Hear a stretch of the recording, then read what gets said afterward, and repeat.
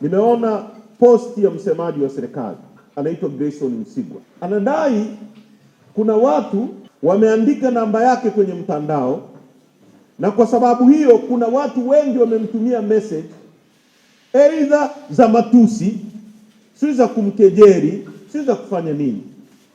Mimi binafsi, mimi ni mwanademokrasia maisha yangu yote, I don't condone kwa watu kutukana watu, sikubaliani. Hata wanachadema, mimi najenga hoja na hoja zangu ni za moto. Kuna wengine wanaziita matusi, lakini mimi situkani mtu, nasema ukweli vile ulivyo.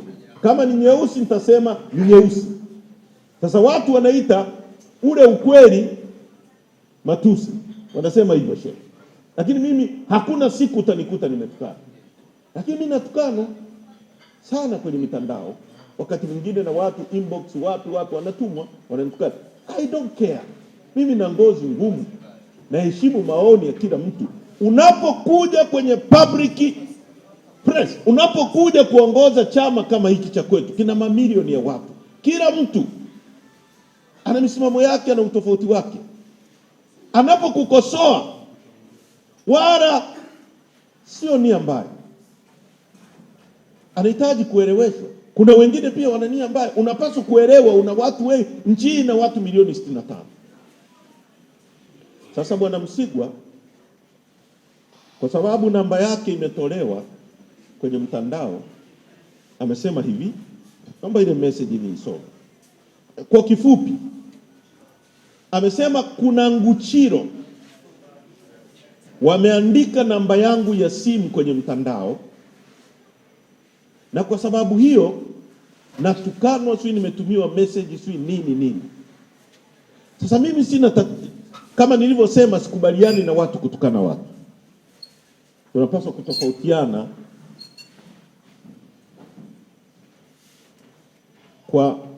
kwa hoja, sio kwa matusi.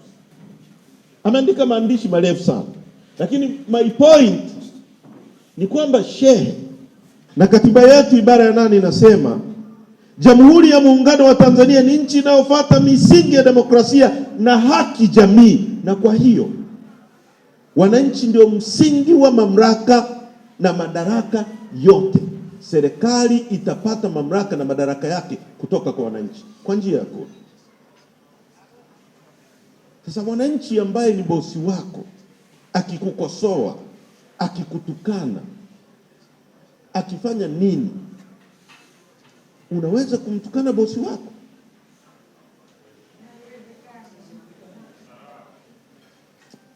Grayson Msigwa ameita wananchi Nguchiro. Sasa sijui kama mnaelewa uzito wa hili jambo. Grayson Msigwa ni msemaji wa serikali. Kauli yoyote anayoisema Grayson Msigwa ni kauli ya serikali. Ni kama Brenda, ukimsikia Brenda amezungumza, yule wa Chadema imezungumza.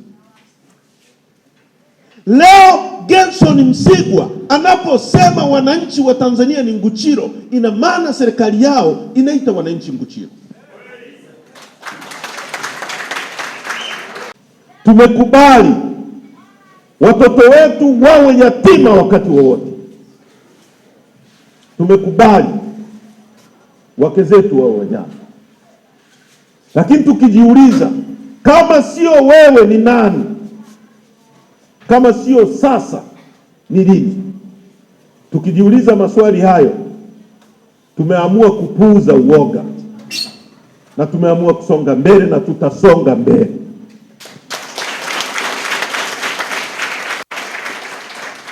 Watatunyamazisha aidha tukiwa kaburini, lakini hata huko sauti zetu zitatoka kupigania haki.